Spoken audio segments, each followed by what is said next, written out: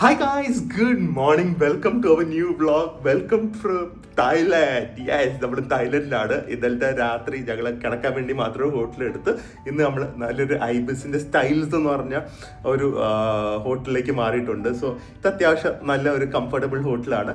ഇന്നത്തെ വ്ളോഗിൽ ജസ്റ്റ് ഞങ്ങൾ chilling 2 boys chilling in Thailand ആയിരിക്കുക.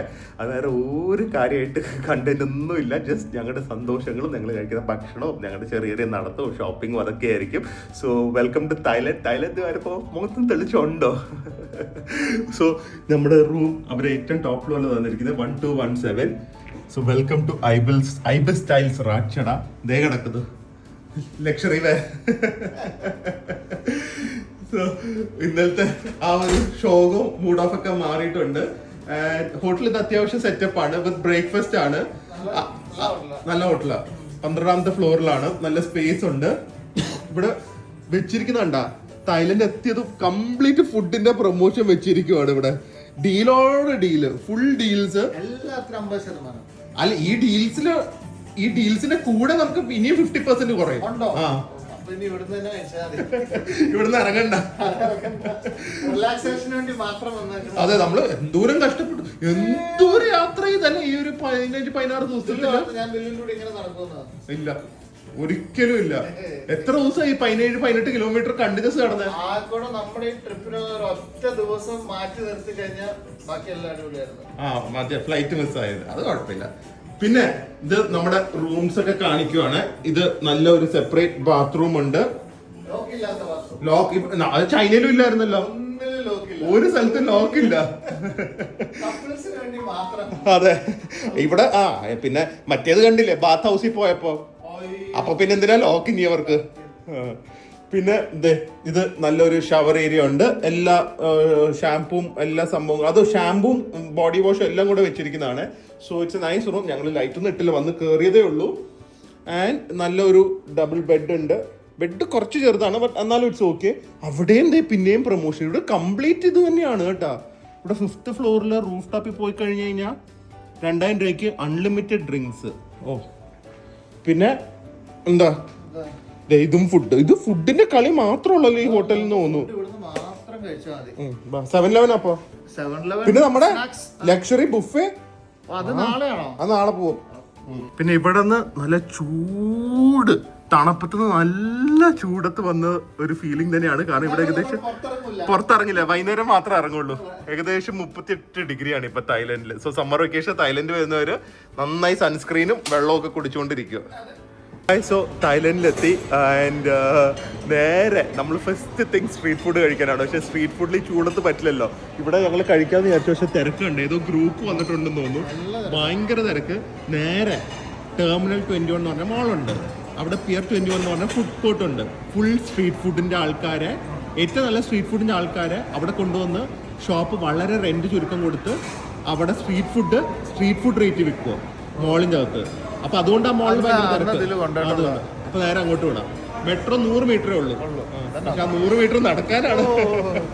ഇത് എവിടെ നമുക്ക് ചൈനയിൽ നിന്ന് വന്നിട്ട് ഇതൊന്നും പറ്റുന്നില്ല.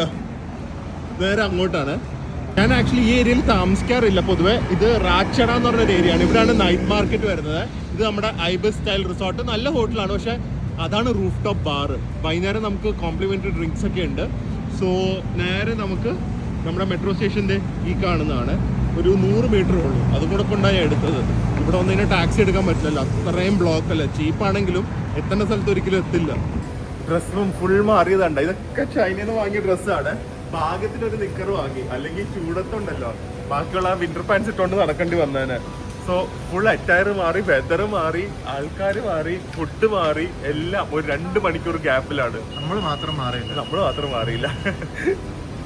തായ്ലൻഡും മലേഷ്യയുടെ ഒക്കെ ഏറ്റവും വലിയ അഡ്വാൻറ്റേജ് ഇത് തന്നെയാണ്. നേരെ നമുക്ക് മെട്രോയിൽ നിന്ന് ഇറങ്ങി വെയിൽ കൊള്ളാതെ അടുത്ത എസ്കലേറ്റർ കയറി മോളിലേക്ക് പോവാം. ബിക്കോസ് ഈ ചൂടത്ത് നമുക്ക് ഔട്ട്ഡോർ ആക്ടിവിറ്റീസ് ഒന്നും പറ്റില്ല. And this is what makes ഇത്രയും ഇവിടുത്തെ ടൂറിസം അല്ലെങ്കിൽ ആൾക്കാർ ഇങ്ങോട്ട് വരാനുള്ള കാര്യം. രാവിലെ വെറുതെ റൂമിൽ ഇരിക്കണ്ടല്ലോ, വെയിലും ഉള്ളത് ഇങ്ങനെ സുഖമായിട്ട് പോവാം. തോന്നുന്നു ലോകത്തിലെ ഏറ്റവും പോപ്പുലർ ഫുഡ് കോർട്ടും ലോകത്തിലെ ഏറ്റവും ബെസ്റ്റ് ഫുഡ് കിട്ടുന്ന food court, affordable range, fine dining അല്ല പറഞ്ഞത്, അഫോർഡബിൾ ആയിട്ട് കിട്ടുന്നത് ഈ പിയർ 21 ആയിരിക്കും.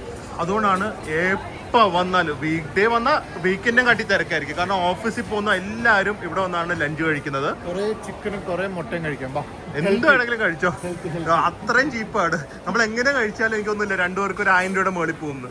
ഇല്ല, വലിയ ആളെ പോലെ ഇവിടെ ഒന്ന് തായ് ഫുഡൊക്കെ ട്രൈ ചെയ്യാന്നൊക്കെ പറഞ്ഞു എത്തിയ ആളാണ്. ബിരിയാണി കണ്ടപ്പോഴേക്കും കൺട്രോൾ പോയി. അതിന് ആരുടെ ആണെങ്കിലും പോവല്ലോ. ഒരു 20-25 ദിവസമായില്ലേ. മുട്ട തപ്പണം, ഓംലെറ്റ്. പക്ഷെ പ്രിയയുടെ ഓർമ്മയ്ക്ക് വേണ്ടി കഴിക്കുവാണ്. പ്രിയ എപ്പോൾ വന്നാലും ഇതാണ് കഴിക്കുന്നത്. ഒരു മുട്ട, കുറെ സ്റ്റ്യൂഡ് പോർക്ക്, റൈസ്, കുറച്ച് ഗ്രീൻ വെജിറ്റബിൾസ്. സെറ്റാണിത്. ഒരു മീൽ എന്ന് പറഞ്ഞു കഴിഞ്ഞത് എൻ്റെ ഗ്രേവി എടുത്ത് മുട്ടയും കട്ട് ചെയ്ത് അതും സെറ്റായി.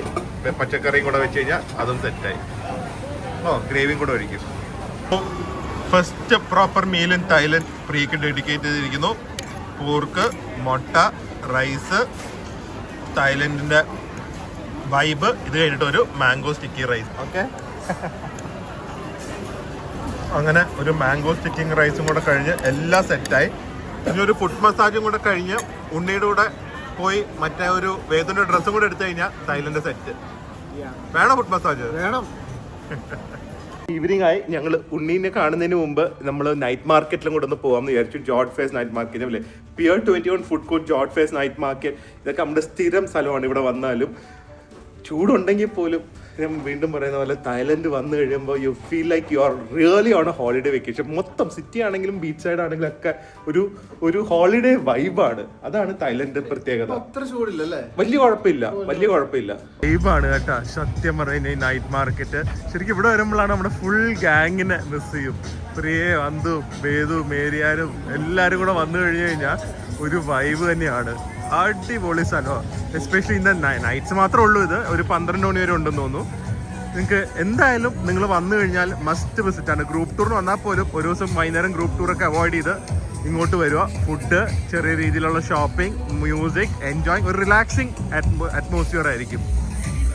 സ്ഥിര കോമ്പിനേഷനാണ് banana Nutella thin pan cake. ഇത് നിങ്ങൾ എല്ലായിടത്തും കാണുമ്പോൾ ഓർഡർ ചെയ്ത് കഴിക്കുക. Very tasty. ഇത് കഴിഞ്ഞ് ജബ്രിൻ കറങ്ങി നടക്കുന്നുണ്ട്.